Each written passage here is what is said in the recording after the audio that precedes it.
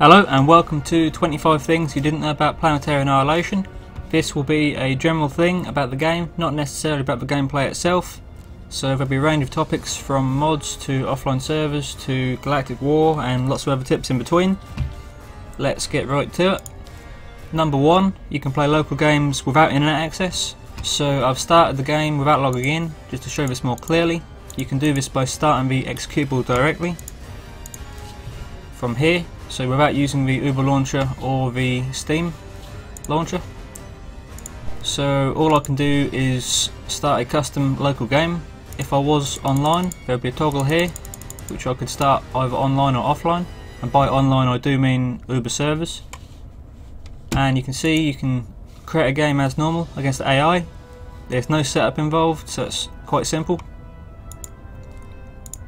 And that's all there is to it really. I mean, it works out of the box. Number 2, you can host multiplayer games on custom servers. So this is more involved, and there's a guide in the description which someone has kindly made, I think Quick just made it, in which it tells you how to set it up. So you can do things like set up a custom server on your LAN. So local games and custom server games, the server is not on the Uber servers, so for local games that'll be on your PC. You can set up a LAN, so you can have multiplayer on your LAN, so other computers on your network can connect to yours, which has the server, and you can also play on your PC as well. You can also do things like playing online against people online, obviously. You can set up the server on a real server, on a really beefy server, and you can do things like 20-40 player games. So you can bypass some of the limits which are placed on the Uber server games, such as 10 players and only 10 colours or 11 colours. So there are a couple of reasons you might want to do that. Number 3, starting PA without logging in allows you to use any commander in offline mode. I didn't log in specifically for this. So you have access to every single commander, even Kickstarter exclusive ones, and the Beast Commander, which is a tournament exclusive win. So only 2 people and the devs can use this in online mode, but everyone can use it in offline mode. So you can mess about with toys you can't normally, or you can test out commanders you're thinking about purchasing. Whatever you want. Now I'm going to start a game up just because it will help with a later point. So if I go to number 4, a PTE build exists for public testing of upcoming features and bug fixes. So PTE stands for Public Test Environment, and it's a different stream to the stable stream. So if I go to the Uber launcher, you can see the stable stream here, which is the normal game, which is the normal stream. So everyone is currently on this stream. There's a PTE stream here, which, as you can see, the number hasn't changed, so it's not updated from the normal one. But when there is a new PTE patch, you will see a higher number. And reasons you might want to use the PTE is to help the devs with testing, because you want to play with stuff before other people get it, or just because you're interested in the development of the game. It is a very interesting game to look at development wise, so if you are interested, it's worth giving it a shot. I mean, the last big PTE is the one that introduced submarines and the T2 air unit that can go into orbital, and you could play around with that a week or 2 before it went live, so that's worth considering. Number 5, the UI is built using web technologies, so HTML, JavaScript and CSS. So if I just show you quickly, the UI of the game and many other elements are built using basic stuff like HTML and JavaScript. So if I go into the live game scene, you can see all the different scenes used in the game here. The live game scene is the one used right now, you can see in the background. So if I go to livegame.js, this is the logic of the game. So it's got loads and loads of functions which don't make a lot of sense until you've stared at them for about 10 hours. Your mileage may vary. But basically it's all plain text, you can see how it works, and the main thing for me is you can change it as well, which is going to neatly segue into mods, which I will talk about when I click on it. There are hundreds of mods available with our community program called PAM. So if I get PAM up, this is PAM, Community Mod Manager, and there are mods. There's UI mods and there's server mods. Server mods change the game for everyone who's in that game.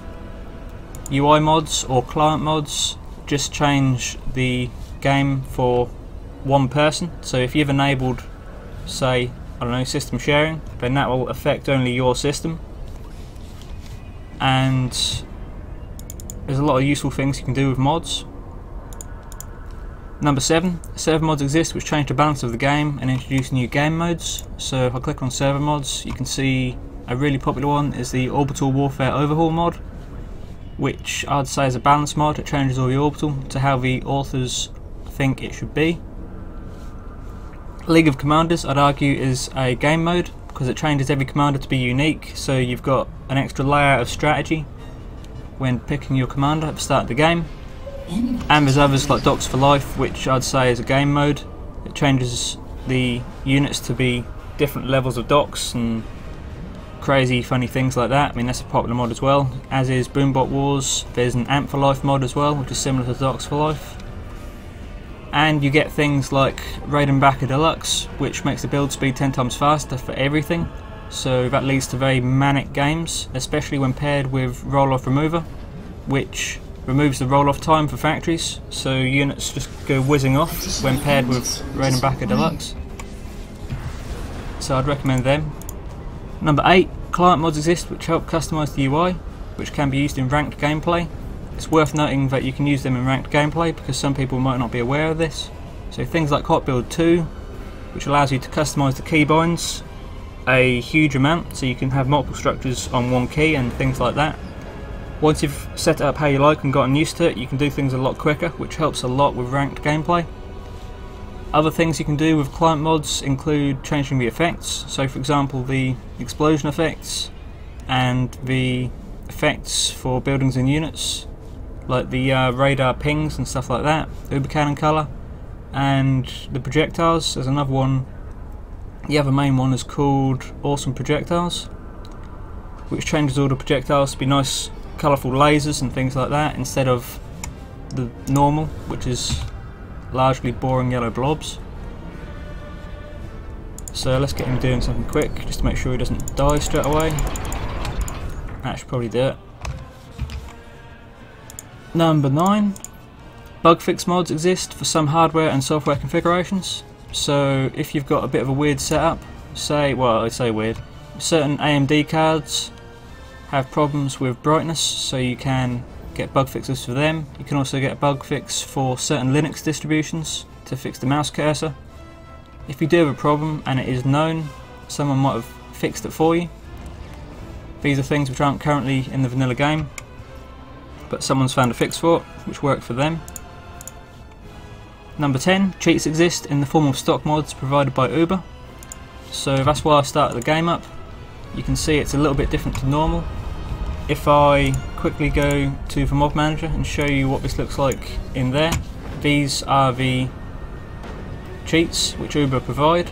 So there's change control, change vision, create unit and allow mod data updates. The top 3 are the only ones which are useful in the general sense.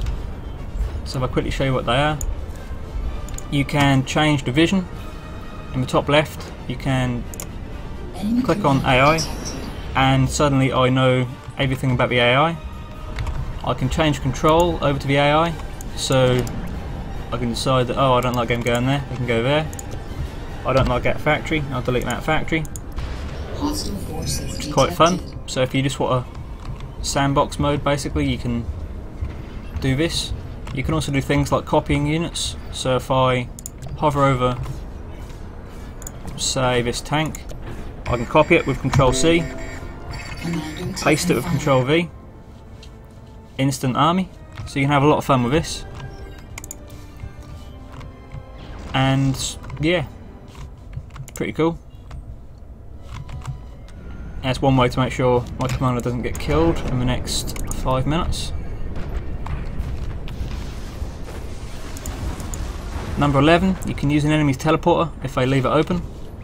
So I'm going to do this way around. So if I start building a teleporter, just so I can copy it, paste it here,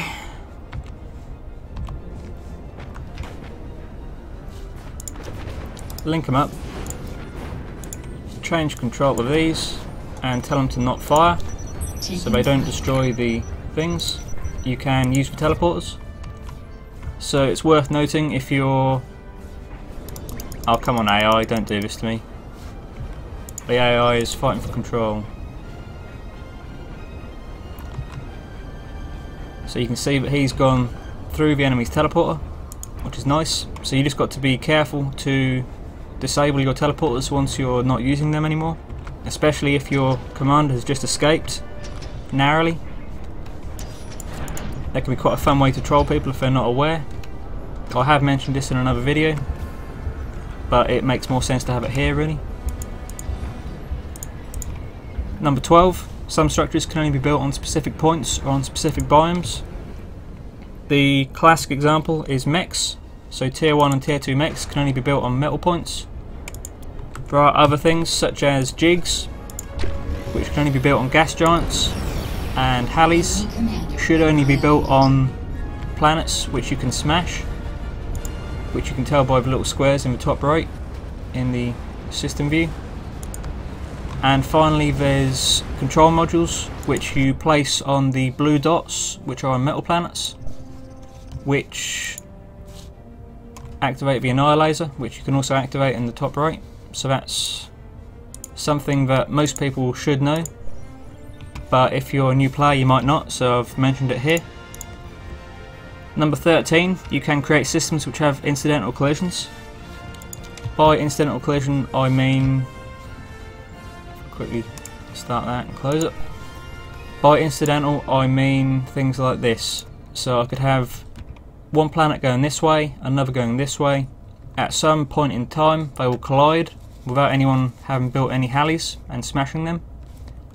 So you can create pseudo game modes in this way. I mean, some people might not tell you and they might do it just to troll you, but if they tell you, you can have a fun little game mode. Number 14, you can create custom non-procedural maps with the system designer. So if I edit a planet, you can see all the normal procedural stuff, which I'm gonna get rid of a little bit.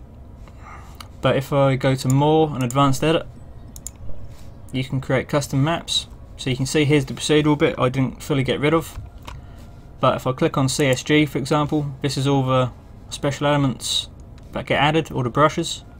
I can delete the ones that have already been placed, and I can place my own from this handy menu at the bottom. So that's nice, and you can rotate stuff and all sorts. You can do things like add metal spots, because I removed them all just a second ago. Add metal spots at will. Add a couple of landing zones, and I have the most balanced map in the world, which I'm going to save. Balanced. Save system and close. Oh, I forgot there's another planet, never mind. So there is my custom map. Number 15, you can import and export custom maps to file. So this being the best map ever, I'm going to export it to file, which you might want to do to share with others. So it exports to a PAS file.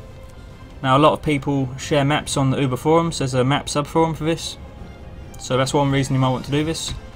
And people just import it just as you exported it if they want to use it. So it's very nice. Number 16, unused biomes such as the Sandbox biome exist, which can be played on without mods. So this is something I haven't enabled the mod, so if I quickly close the game I will show you properly.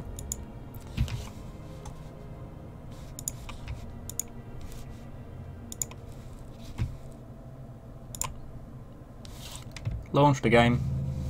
Should have enabled the mod really.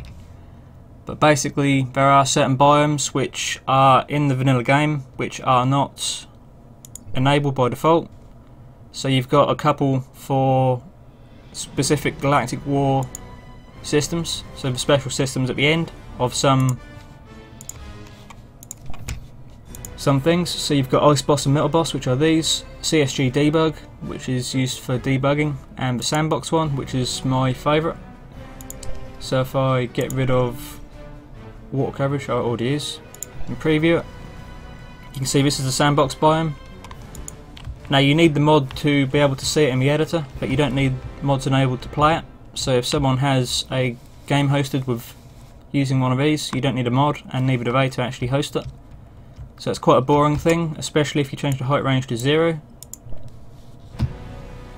But it doesn't get much more balanced than that, especially if you make all the metal spots exactly line up with everything. I think that's good anyway. But that's something you might not know. And the mod is called Hidden Biomes to have it in this little menu. Number 17, each faction in the Galactic War has a special home system. Now, I touched on this with the Ice Boss and Metal Boss biomes. There are 4 factions in the game, and they all have a unique end boss as such. So if I just have a quick look here just to remind myself. Legonis Machina. This is, I think this is a naval map. This is the most boring final boss. Oh yeah, spoiler alert by the way. Foundation, I can't remember. I think that's got a ice biome. Synchronous must have the metal biome, like the destroyed metal biome, which is cool. And Revenants has got the most interesting final boss, in which there's 4 planets, and he spawns 1 on each, and you just spawn on 1, so it's manic. You really got to be quick, otherwise he will destroy you, even on easy difficulty levels. So this is where the difficulty really ramps up for some people, and they just can't get past the end game. In which case I would suggest you be the Revenants so you don't have to fight on this final map. Number 18, each faction in the Galactic War has their own personality. This is an interesting feature. So certain factions like certain things, so they're more likely to go for naval or orbital or bots or tanks or things like that, which is quite a neat feature. I think Legonis Machina prefers naval, Foundation prefers orbital, and Revenants are more aggressive, so there's an aggressive level as well. So it's just an interesting feature which some people might not be aware of. Number 19, the bigger the galaxy, the more tech you can acquire before starting your first battle. This is something I'm going to try and show. So on a small system, go to war, skip that junk. You can see there's 0 tech, so if I jump here I will instantly start a battle. I think the most you can get is about 3 on a small system.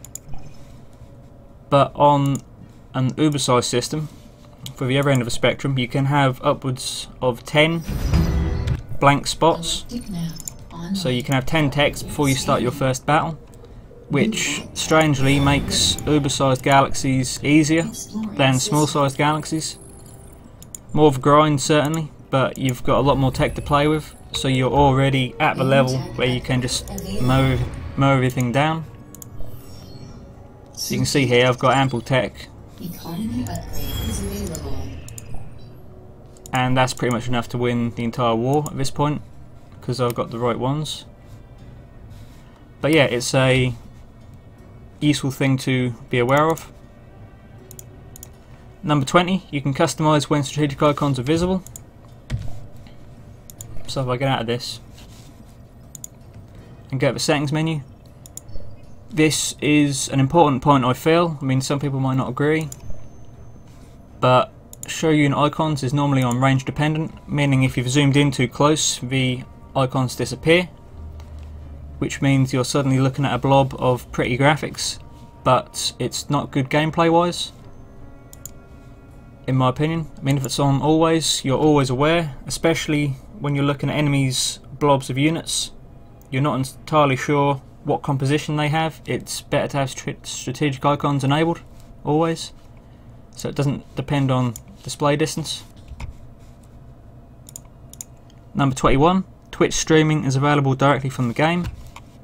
So you haven't got to have things like open broadcast software. You can just enter your username and password and sign in, and bam, you're on Twitch at the desired settings, hopefully. Number 22, aesthetic commander skins can be purchased from the armory. This is important, I feel, because it's one of the only ways Uber can grab your cash if you've already purchased the game, unless you buy more copies of the game, which I recommend that as well. It's not a bad way to do things. Christmas is coming up in 10 months, go for it. So you can get all these weird little commanders here, which are aesthetic only, so they don't affect gameplay, but they do look cool. It's entirely up to you, but I mean, I feel I've probably put 1,000 hours into this game, so I feel it's worth it. Your mileage may vary. Number 23, you can set the AI's economy to 0 for a DIY sandbox mode. So one way to have sandbox mode is to enable all the cheats. Another way is to set the AI's economy to 0, which I'm doing right now. This means that he doesn't build anything, he doesn't control the units when you take control of him. I mean, in the other game, I could control his units, yes, but he would also control them, so it was a bit of a tug of war. Set it to 0, he just has a commander that sits there doing nothing. You've just got to be careful not to aggro him, because he can move and attack, and he will eventually run into stuff that might destroy your sandbox plans. You might accidentally kill him. But if you're new to the game or just want to mess about or create a video, sandbox mode is good. Number 24, you can view a specific replay by entering its lobby ID in the replay search screen. So if I go to a replay here, if I go to the replay menu, find a recent game, just pretend I didn't have this available. So say I copied this lobby ID sometime in the past and I can no longer find it. I can paste it in and that will find it, and click watch replay, and that will start the replay up, even if it's an old replay. Not if it's too old, because patches can break replays, but within reason you'll be able to play it. So you can save one of your recent games, say it was a really interesting one and you wanted to, I don't know, give it to someone to try and record on YouTube. Number 25, this is a bit of a cop out, but the soundtrack is awesome. And you can purchase it separately, so this is another way Uber can get your cash. So that's all the main points, but obviously it wouldn't be good to just have 25, you need a couple more. Number 26, PAStats records statistics of online games. This is another mod, but I feel it's worth noting on its own. So if I get PAStats up, so PAStats has a website, pastats.com. And if you have the mod enabled, when you play an online game, it will record the game. So, and it will put it on here. So if I go to this one, which, because both players are in bold, both players had the mod enabled, so the stats of both players are here. So here you can compare the stats of one to another. So say I was the red player, I could see how I was doing in comparison to the blue player, based on all these statistics, like the eco statistics and units and APM. So you can see the red player has more APM, but the winner was the blue player.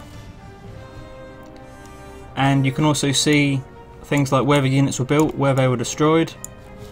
You can scrub back and forth over time, so you can basically see what happened in the game without being in the game, which is a really, really neat feature. And you can see what units were built. You can scrub back and see the build order, so you can see that Shaddam built bots and the other guy built tanks. Interesting stuff.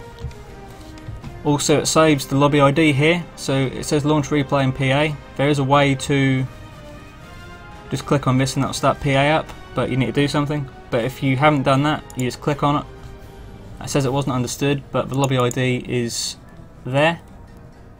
So that's a handy way to save it without having to do anything in particular. So that's a neat neat mod which I recommend, because you can basically use it to improve your game. Number 26, 27, blimey.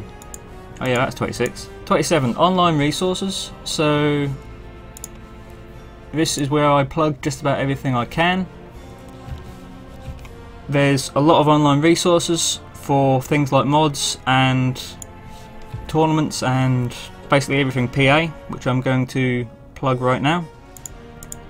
27, so we've got uberent.com/PA. This is the official website for PA from Uber Entertainment. Boring site, whatever. The main thing is forums, so you can connect to the forums, and there's a lot of things on here. The main things I would say is the general discussion, where you can see the videos and replays people put up, which are obviously also going to be on YouTube. But there's a subforum for mods and a subforum for maps. So this is what I was talking about earlier. People share their maps on this forum here. And also people share their, well, they put threads up for their mods, and then they put the mods on PAM. So if I open PAM, you can see, click on the forum link, and that will take you to the thread on the Uber forums. So that's the main place really. I mean, there's also the Steam forums, but I don't know how active that is, I don't really go there.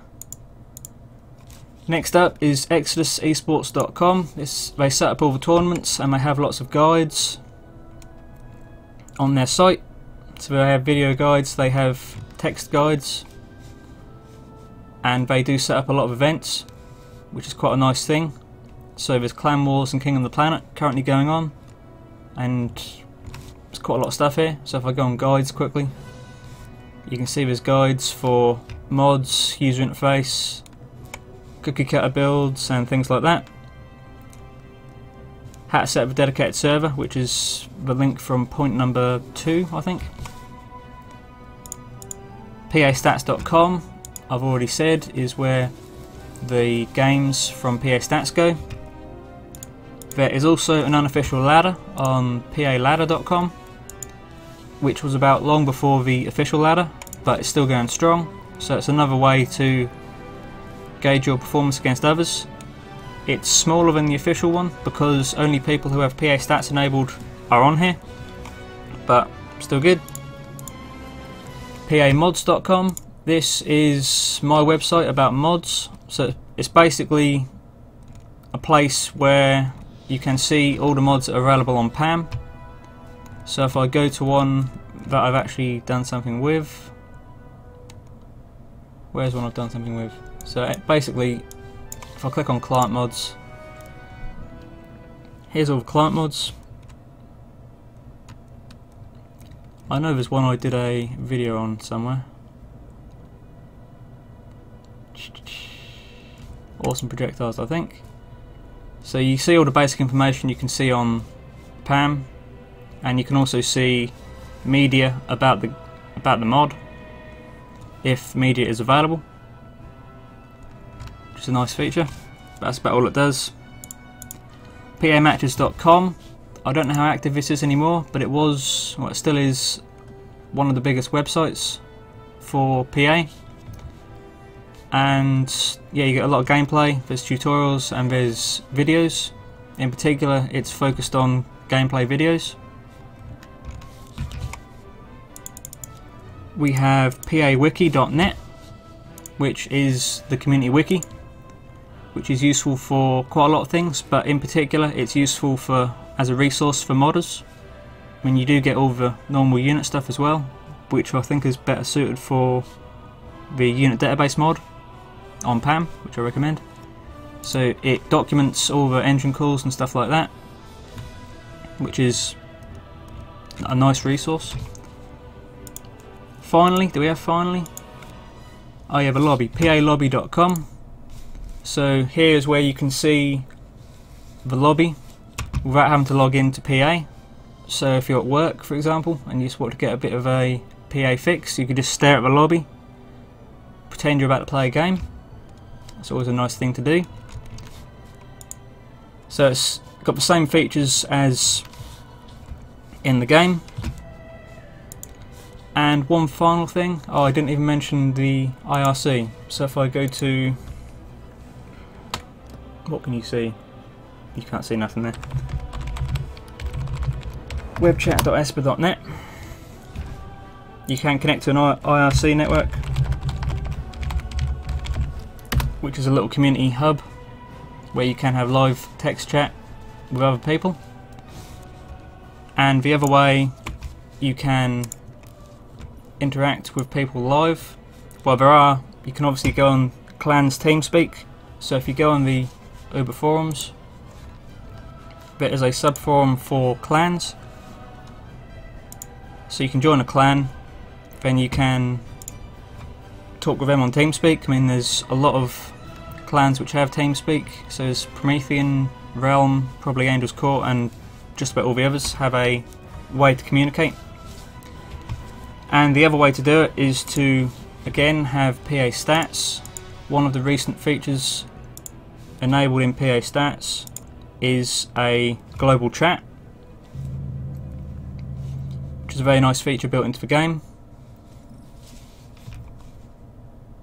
which should be down here somewhere. Join chat room, try Halicon. Alright, so you can see there's a global chat here where people can talk about whatever they want. So you can set up games and advertise games, things like that. These are all the main resources. I think I've ran out of things to talk about. I hope you found the video informative. I hope I didn't ramble on for too long. I rambled on for a very long time this time. I apologise. But yeah, thanks for watching. If you have any feedback, please let me know.